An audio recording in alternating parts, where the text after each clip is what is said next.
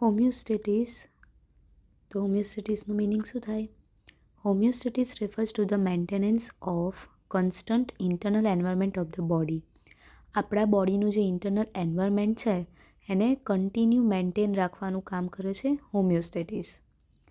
Homeo means same, stasis means standing. તો આટલું પહેલાં એની ડેફિનેશન લખવાની, પછી એનો મિનિંગ શું થાય છે એ. હવે આ ઇન્ટરનલ એન્વાયરમેન્ટ આપણી બોડીનું શું છે? તો internal environment in the body is the extra cellular fluid, ECF.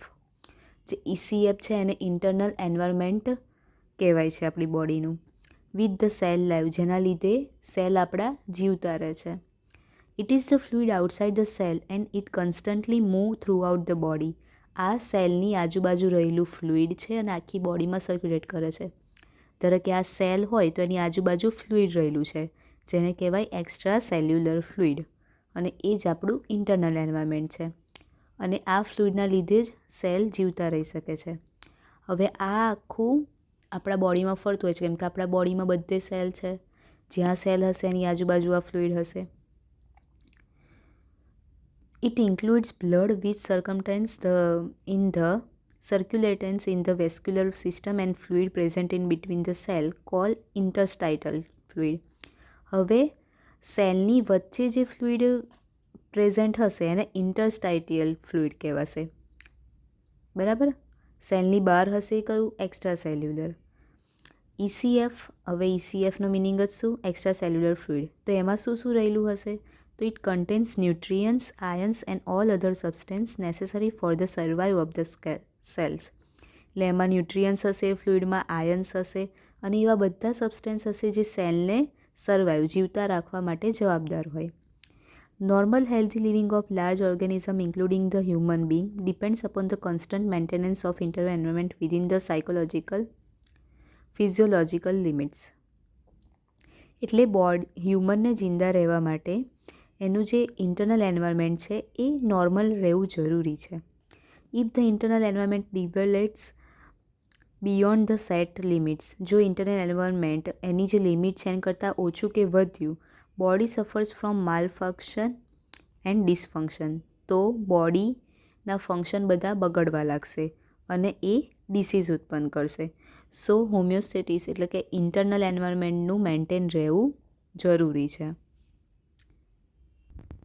પછી અહીંયા બધી અલગ અલગ સિસ્ટમ આપી છે જે હોમિયોસ્ટેટિસમાં હેલ્પ કરે છે આપણી બોડીમાં.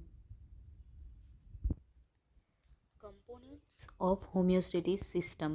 આ હોમિયોસ્ટેટિક સિસ્ટમના કમ્પોનન્ટ શું છે? શાની જરૂર પડે?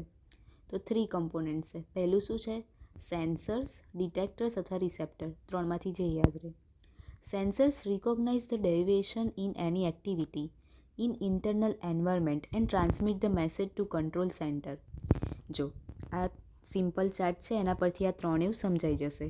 તો 3 કોમ્પોનન્ટ કયા છે? તો કે સેન્સર અથવા તો રિસેપ્ટર, પછી કંટ્રોલ સેન્ટર અને ત્રીજું છે ઇફેક્ટર. હવે આપણી બોડી નોર્મલ હતી, હવે એમાં ઇન્ટરનલ એન્વાયરમેન્ટમાં કોઈ ડિવિએશન આવ્યું, કશી બી એવી ઓછી વધતી ખરાબી કે કંઈ બી થયું, તો એ પહેલાં સેન્સર પકડશે, એ તરત કેચ કરી દેશે કે હા આ જગ્યાએ ગડબડ થઈ.